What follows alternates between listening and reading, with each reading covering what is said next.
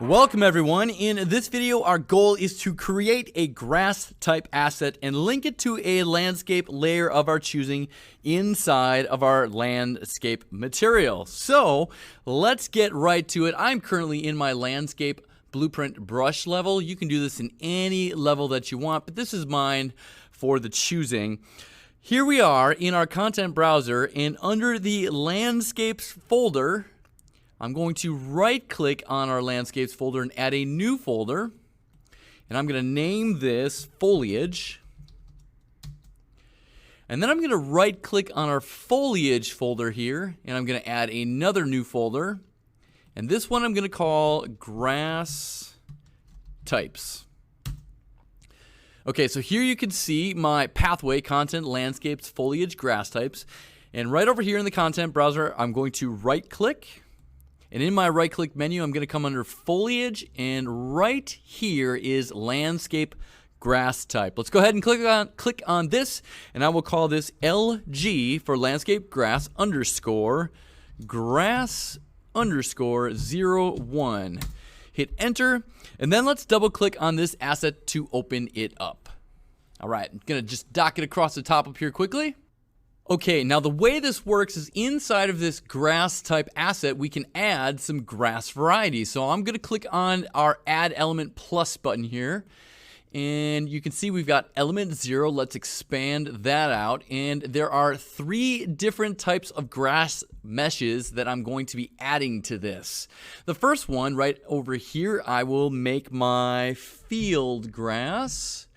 This is in the Kite demo, that open world content pack that I added earlier. Again, you can feel free to slot in whatever you want here, but if you want to play along and do exactly as I've got, this is in the open world content pack, which is known as the Kite demo folder once you bring it into the content browser. A little confusing, I know.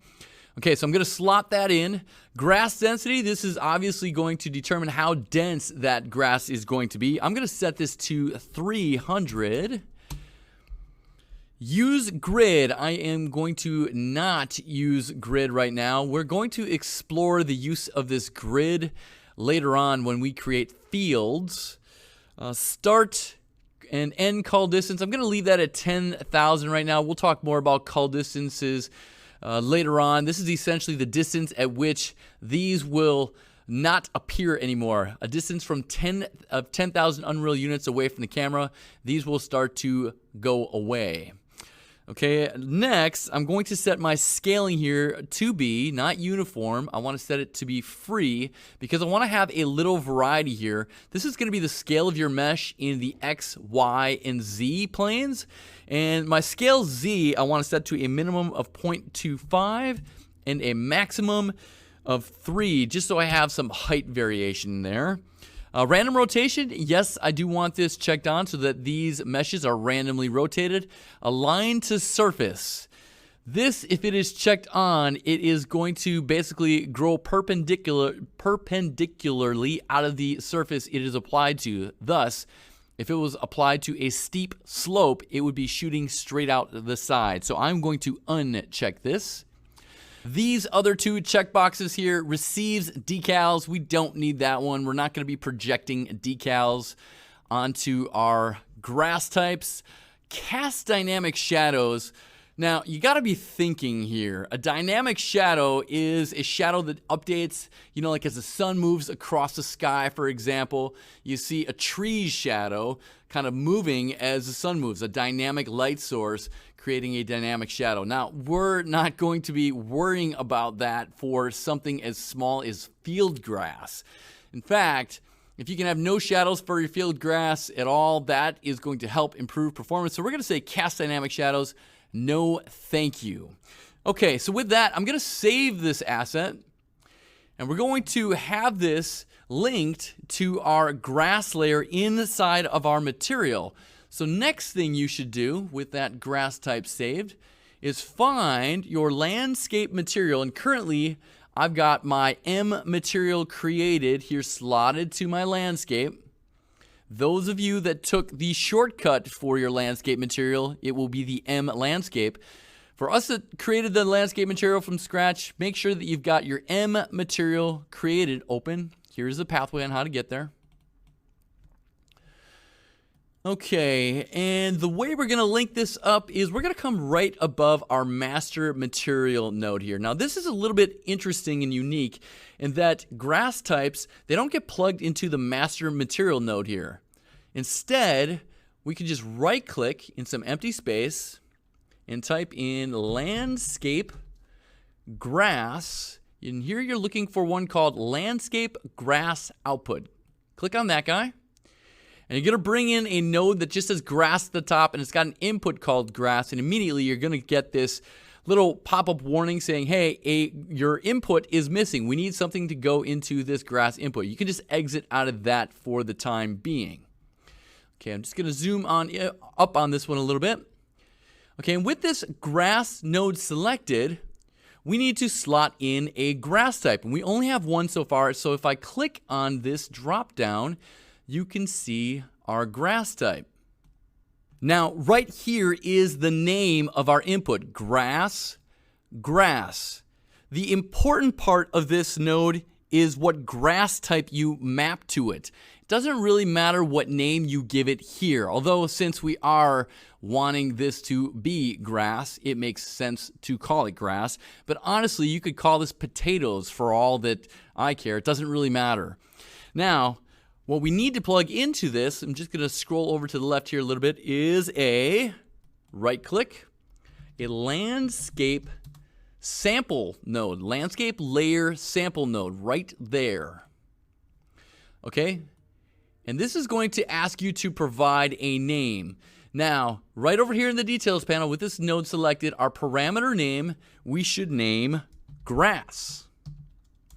Now, this name does matter. This is essentially the layer name that you want to assign this material to. We want this LG grass to appear on our grass layer. And if I jump back into landscape mode, the paint tab, we're saying that layer right there, grass, is what we want to assign those meshes to. So let me jump back into my material. Let's make sure that we plug this in. And then we can go ahead and save, and we should now see some grass appear wherever we have painted grass in our landscape. Now, this is just going to take a little bit of time to recompile here, but I will join you momentarily when this is done. Okay, our material has finished recompiling, and at a glance here, you don't really see anything, but as I inch up to my painted on grass layer, you're starting to see that there are indeed some grass meshes that populate the grass layer. Okay, and you can see they're all shooting straight up right now. And the reason they're shooting straight up is because in my landscape grass type, you may have remembered, I said I did not want to align to surface. If I wanted them to shoot straight out from that angle, let me just minimize my brush size here so that's not distracting, then I would click align to surface. So align to surface is clicked. I save that.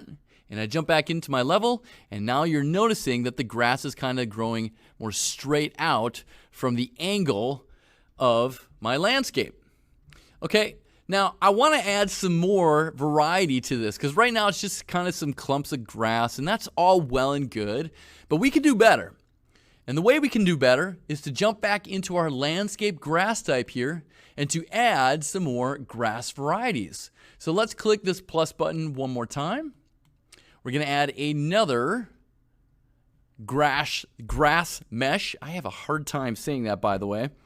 And this one, we're going to slot in. I'm going to type in the word heather. And we've got this heather mesh clumps. And again, this is from the Kite demo package, the open world demo collection. And I do have some parameters in mind here. I'm going to set the grass density for this to be 15. The cull distances I will simply leave alone. I am going to turn off the grid. Again, we will explore this in a later video, the use of the grid there.